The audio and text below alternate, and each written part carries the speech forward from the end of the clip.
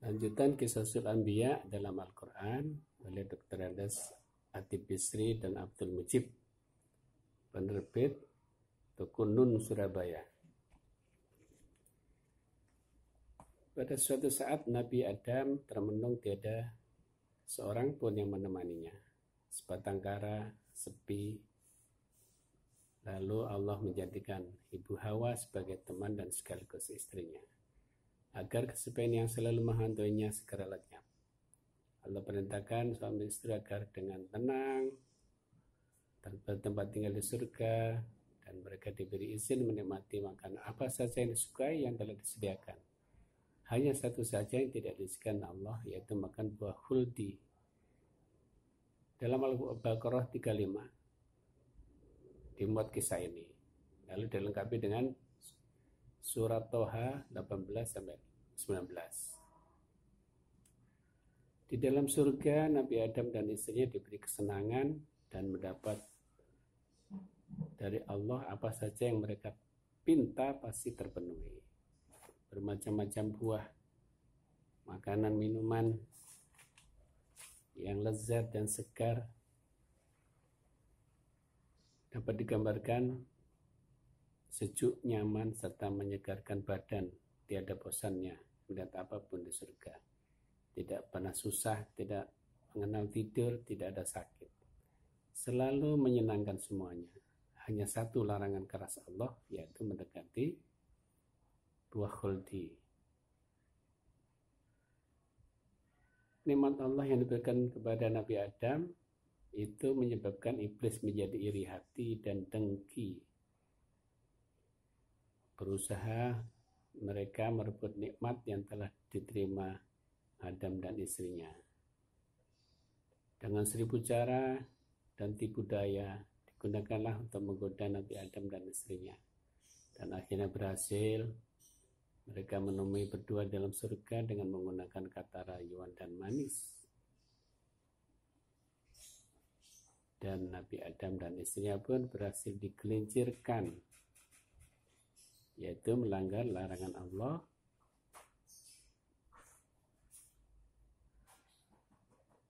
Termuat dalam surat Toha 120.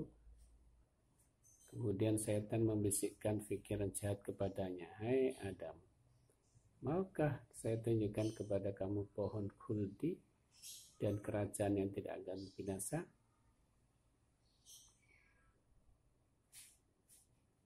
Dan setan pun bersumpah, "Sesungguhnya saya adalah termasuk orang yang memberi nasihat kepada kamu berdua."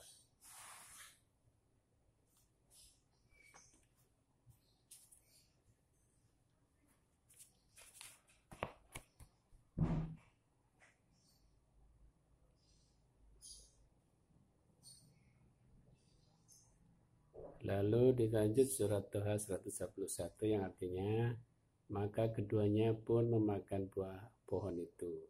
Lalu nampaklah bagi keduanya aurat-auratnya, dan mulailah keduanya menutupinya dengan daun-daun.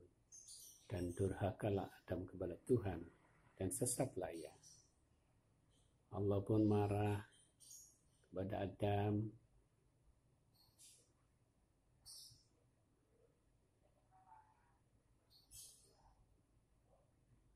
Lalu memutuskan keduanya untuk turun dari surga, berkelana di muka bumi.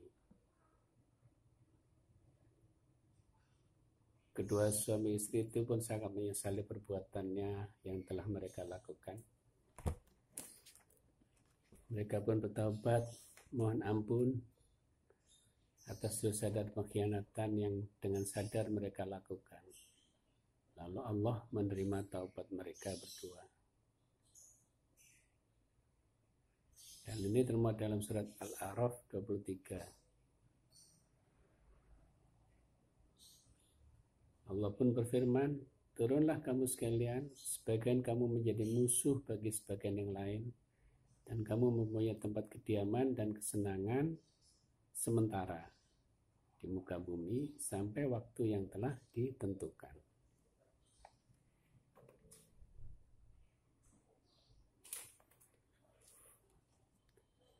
Allah berfirman dalam surat Ar-Rum 21,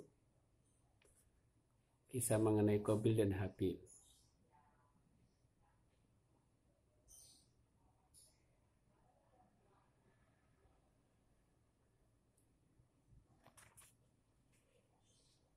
Nabi Adam dan Ibu Hawa adalah dua manusia yang merasakan anugerah Allah yang luar biasa. Lalu mereka pun berkembang biak memenuhi jagat raya ini. Nabi Adam dan Ibu Hawa setiap mempunyai anak pasti kembar dua, laki dan perempuan. Konon sebagian riwayat, Qabil dan Iklimah kembarannya lahir di surga. Habil, Abuda, serta saudara-saudara berikutnya lahir di bumi. Jumlah putra-putri Nabi Adam ada 39, dan menurut syariat Nabi Adam masing-masing tidak boleh dijodohkan dengan kembarannya sendiri. Oleh karena itu, Qabil akan dijodohkan dengan kembaran Habil, yaitu Abuda yang kurang cantik, dan Habil dijodohkan dengan kembaran Qabil, Iklimah yang cantik. Tapi Qabil tidak puas, dia cinta kepadanya sendiri dan hendak mengawininya. Tetapi keputusan ayahnya tidak bisa diganggu gugat, sampai ia pun terpaksa membunuh saudara laki-lakinya itu.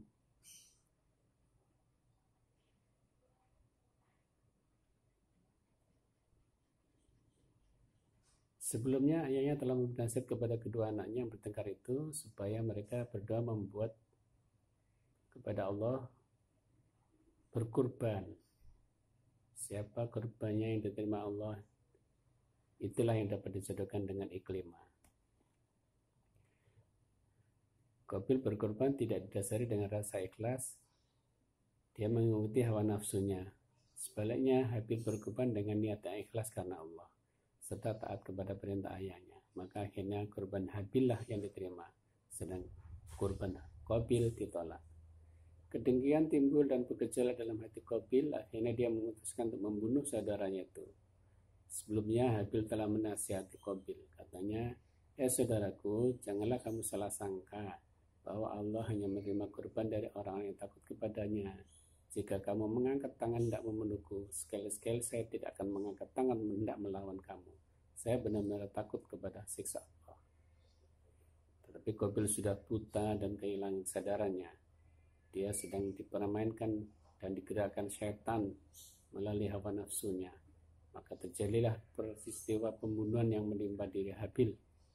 Setelah Habil berhasil dibunuh, maka Qabil merasa sangat berdosa dan menyesal sekali atas perbuatan itu.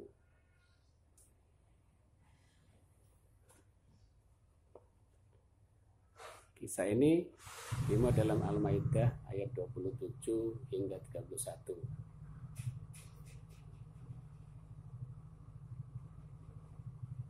Kemudian Allah menyuruh seekor burung gagak menggali-gali di bumi untuk memperlihatkan kepadanya bagaimana dia seharusnya menguburkan mayat saudaranya itu. Berkata Qabil, aduhai celakaku, sengaja aku tidak mampu berbuat. Aduhai celakaku, mengapa aku tidak mampu berbuat seperti burung gagak ini? Lalu aku dapat menguburkan mayat saudaraku ini. Karena itu, jadilah dia seorang di antara orang yang menyesal.